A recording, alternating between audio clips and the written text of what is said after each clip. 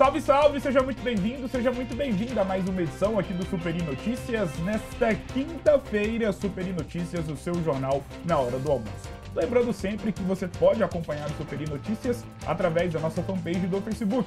Só acessar Superi TV e lá você vai encontrar não só o Superi Notícias, mas também toda a grade de programação aqui da Superi TV, canal 20. Portanto, fique atento, fique ligado, porque o nosso jornal na hora do almoço só está começando.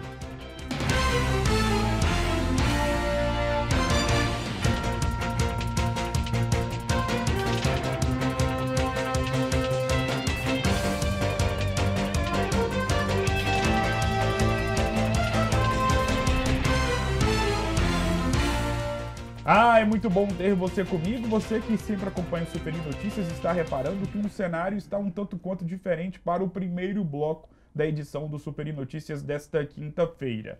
Porque hoje tenho a honra de receber mais uma vez ele, que é um dos grandes mestres de Governador Valadares, principalmente quando o assunto é política. Falo dele, Zé Altino Machado, que nos dá mais uma vez a honra de estar aqui na Superi TV, em especial, claro, no Superi Notícias.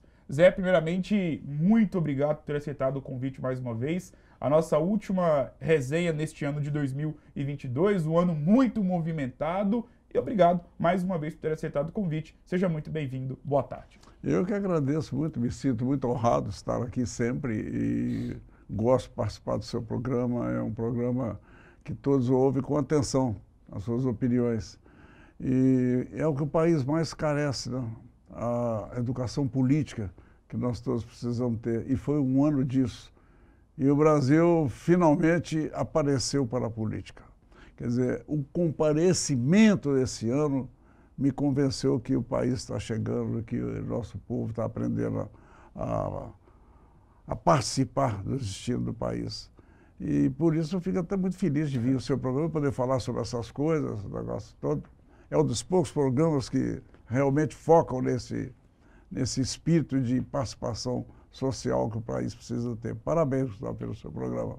Fico muito honrado em poder ouvir isso vindo da boca de uma das grandes pessoas, um dos grandes nomes da história da nossa cidade de Governador Valadares. Claro que nós vamos falar também, obviamente, da nossa cidade de Governador Valadares, da política atual, da estrutura atual de Governador Valadares, mas antes, como o ano foi muito movimentado aqui no Brasil, principalmente e por conta das eleições, onde tivemos, né, a eleição do Luiz Inácio Lula da Silva, que tomará posse no dia 1º de janeiro de 2023. E para a gente poder iniciar nosso bate-papo, Zé, queria saber quais são as suas primeiras impressões sobre os primeiros passos que o governo eleito no dia 30 de outubro já está dando. E já aproveito para poder também te perguntar em relação ao futuro do atual presidente da República, Jair Bolsonaro, e o que você tem visto disso tudo?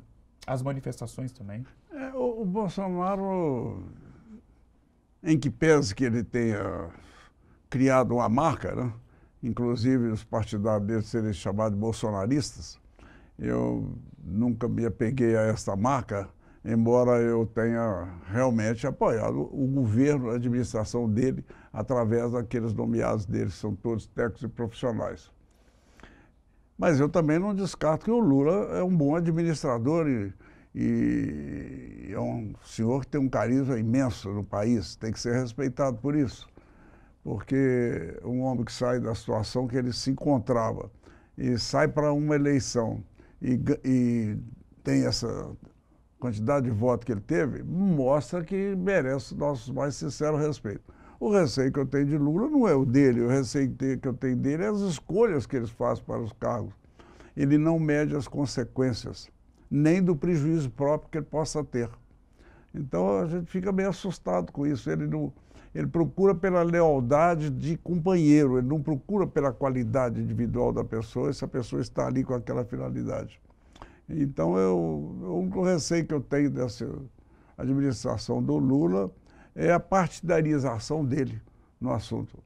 Ele não olha para a qualidade necessária e a aptidão para o cargo.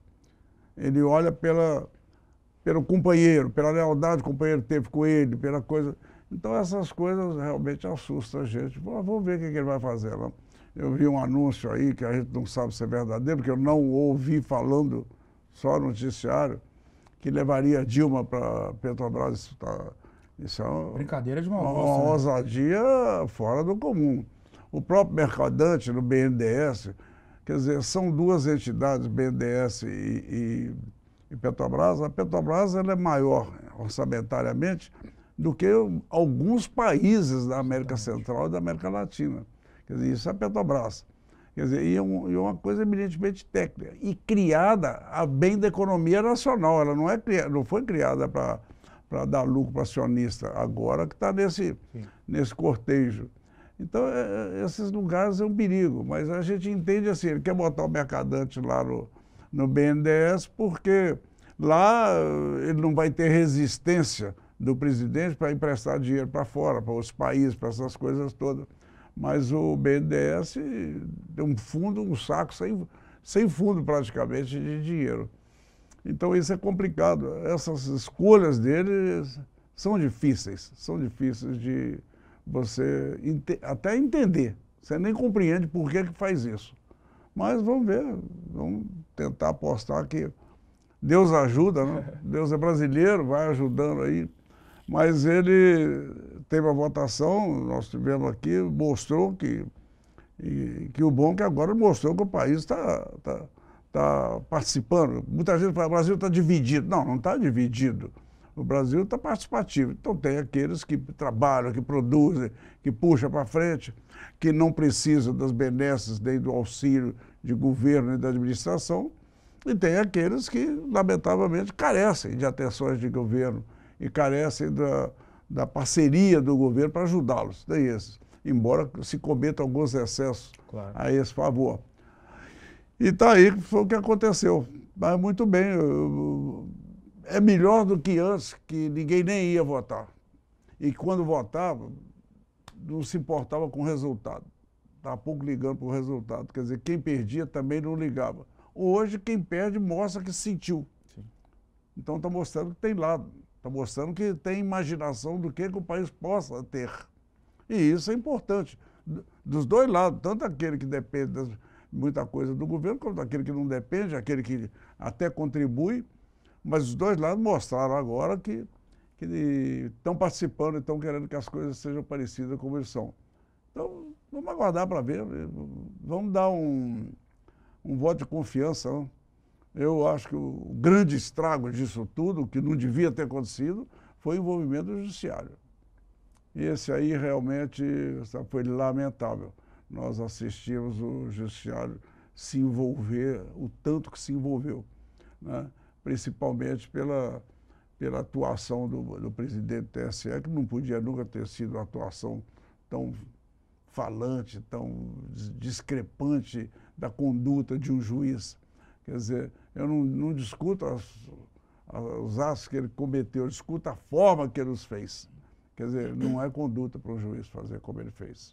Em relação a, principalmente, sobre o futuro do Brasil e sobre o futuro da política brasileira, como o senhor mesmo disse, que o ex-presidente Lula, e que foi eleito nas eleições deste ano, teve uma votação muito expressiva. Mas, ao mesmo tempo, nós sabemos que o atual presidente da República, Jair Bolsonaro, que tentou a reeleição, também teve uma votação e atingiu uma quantidade de votos marcante e que denota muita força de Jair Bolsonaro perante, claro, ao seu eleitorado. Sobre o futuro de Jair Bolsonaro, pelo que o senhor tem de entendimento e, acima de tudo, de conhecimento, o que você imagina? Você acha que o bolsonarismo veio para poder ficar e que o Bolsonaro, como pessoa, tem futuro, pensando em 2026, ou você acha que não é por aí?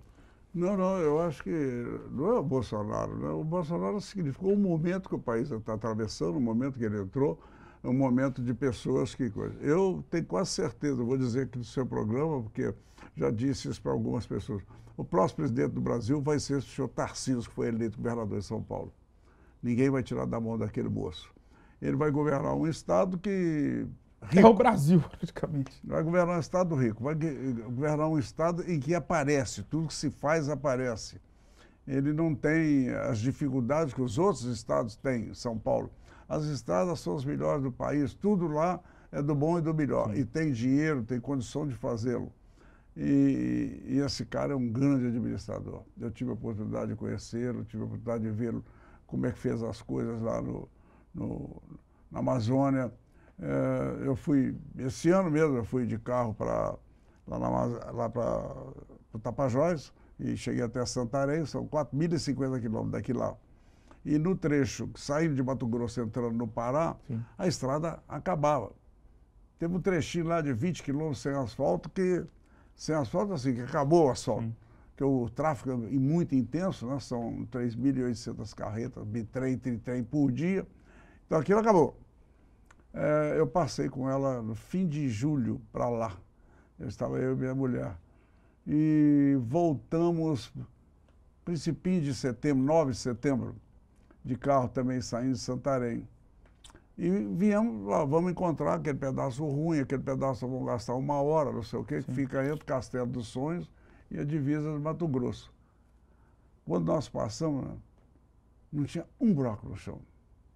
Aquele asfalto liso, aquilo tudo arrumado. Quer dizer, um curto espaço de 2 meses, ele faz. Então, esse Tarcísio mostra que pode fazer, que dá certo. Eu vou completar, que foi a diferença do governo, talvez, que fez essa administração do Bolsonaro com as pessoas que ele escolheu. É só não roubar que faz. Quer dizer, isto eu vi e pude apreciar isso neste governo que estava aí. Só não roubar que faz. Então, eu acho que mas eu acho que o Lula também tem sua parte de acerto. O problema do Lula é as pessoas que o cercam. Isso é uma dificuldade. Quer dizer, eu me lembro que no mandato dele, no segundo, me parece, ele nomeou um sindicalista, conselheiro do complexo energético de Itaipu. Quer dizer, o troço eminentemente técnico, das maiores usinas do mundo de geração de força, de energia. Muita gente pensa geração de luz, não é geração de luz. Aquilo dá força para um país se industrializar, dá força para desenvolver o país. Tanto que o Paraguai nem gasta a parte deles da energia, vende de volta para nós. Não sei se você sabia disso. Sim. Quer dizer, eles construíram a hidrelétrica daquela maneira porque ela é binacional, era deles e nossa, que está na fronteira. Aí o Brasil tem que entregar para o Paraguai a metade. Só que o Paraguai não gasta, devolve. Porque é uma energia que dá força para o país poder se desenvolver. E o Brasil o Brasil hoje está maior do que esses políticos todos, o Brasil hoje aguenta o tranco. Eu achava que não, mas eu tenho quase certeza hoje que eu estou com 80 anos, mas eu vou viver para ver o país entre os 3, 4 países, maiores países economicamente falando do mundo. Isso eu vou viver. Não sei os arranjos culturais, sociais, mas que o Brasil economicamente vai ser um dos maiores países do mundo, vai. No curto espaço de 3, 4 anos. Essa guerra da Ucrânia aí ajudou muito o país. E a verdade é que o Brasil chegou. E o brasileiro hoje está ganhando respeito, por incrível que pareça, talvez até o pessoal que está nos Estados Unidos, mostrou que está ganhando respeito. O país chegou. Quer dizer, hoje os Estados Unidos, eu até em Brasília há pouco tempo, eu vi lá, encontrando com alguns diplomatas americanos, quer dizer, estão chamando médicos, estão chamando enfermeiros do Brasil por causa da qualidade de nossa gente. Quer dizer, um médico para ir para os Estados Unidos hoje, ele é recebido com honras. Sim. E eu tenho muitos amigos médicos lá. Então, é um país que chegou, é um país que, com sua simplicidade, com a sua humildade, ele aparece no mundo.